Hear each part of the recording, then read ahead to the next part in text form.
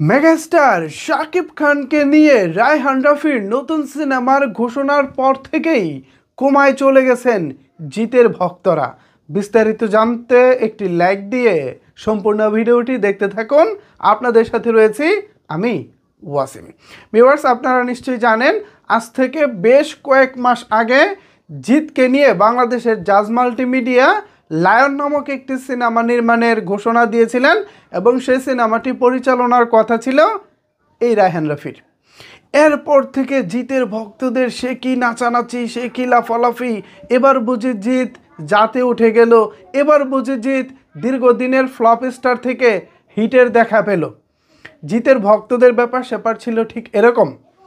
এর কিছুদিন পর জানা গেল ফাইন্যান্সার এখনও টাকা মিলাইতে পারে নাই, অর্থাৎ যারা এই সিনেমাটি প্রযোজনা করবেন, প্রডিউসার হিসেবে থাকবেন, তারা টাকা মিলাইতে পারতেছে না।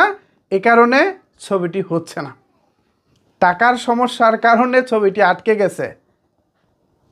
রায়হান রাফিও আর ছবিটি বানাতে পারলেন না, বিকজ অফ তিনি তো পরিচালক, টাকা ছাড়া তিনি কিভাবে ছবি বানাবেন। যাকগে সে কথা। ওই একই পরিচালক তার ঠিক কয়েক মাস পরে এখন কিন্তু ঠিকই নতুন সিনেমা বানাচ্ছেন এবং সেটা শাকিব খানকে নিয়ে। এখানে জিতের খাওয়া নাই বস, এখানে জিতের খাওয়া নাই। এটা শাকিব খানের এরিয়া, এখানে শাকিব খান ছাড়া অন্য কারো আওয়াজ হবে না। ব্যাপারটা কি ক্লিয়ার হয়েছেন? আপনারা যারা জিতের ভক্ত আছেন, আপনাদের কি আরও ভালোভাবে বোঝাতে হবে? আপনাদের নায়কের সিনেমা প্রযোজনা করার জন্য প্রডিউসারের কাছে টাকা নাই, আর শাকিব খানের সিনেমা প্রযোজনা করার জন্য প্রডিউসাররা লাইন ধরে থাকে।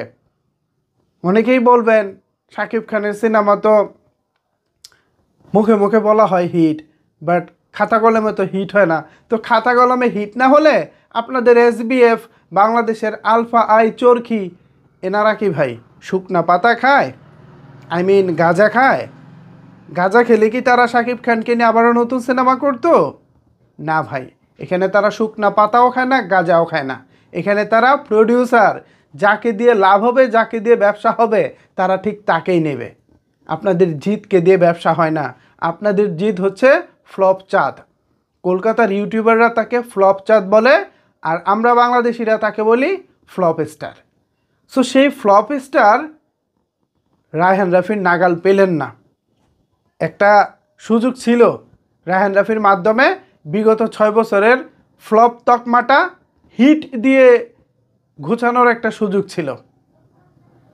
সেই সুযোগটাও বোধহয় জিত আর পাচ্ছেন না। রায়হান রাফির যে পাইপলাইন, আগামীতে যে ছবিগুলো হবে, সেই পাইপলাইনে জিতের আর কোনো খাওয়া নাই। Lion vanish, lion vanish. কত স্বপ্ন দেখেছিলেন মধ্য সমুদ্রে বড় একটি জাহাজে লায়ন সিনেমা শ্যুট হবে এবং জিত এই সিনেমা দিয়ে কামব্যাক করবে, সে আশায় ঘুরে বেড়ালি। গতকালকে শাকিব খানকে নিয়ে রায়হান রাফি তাণ্ডব নামক একটি সিনেমার চুক্তিবদ্ধ করেছেন এবং এই ঘোষণার পর থেকে বা এই আলোচনা আসার পর থেকেই জিতের ভক্তরা আলটিমেটলি কোমায় চলে গেছে। ভিউয়ার্স, এই বিষয়ে যদি আপনাদের কোনো কিছু বলার থাকে তাহলে নিচের কমেন্টস বক্সটি আপনাদের জন্য ওপেন রইল। ধন্যবাদ সবাইকে এতক্ষণ আমার সাথে থাকার জন্য।